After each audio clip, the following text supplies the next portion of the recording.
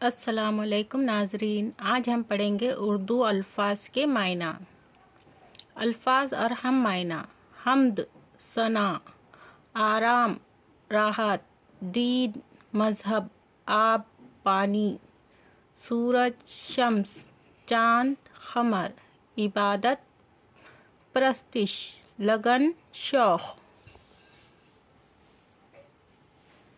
रुख, सिमत, लब, होठ, दौर, ज़माना, बादशाह, सुल्तान, बात, कलाम करना।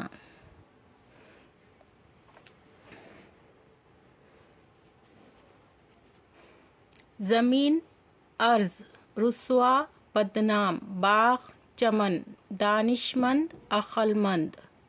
दुनिया, जहां, ज़रिया, वसीला, अमीर, मालदार। उजाला, नूर, ज़िक्र, बयान, रात, लैल, यकसा, बराबर, ज़िल्लत, रुसवाई। हमारे चैनल को लाइक और सब्सक्राइब कीजिए और शेयर कीजिए। अल्लाह हाफिज़।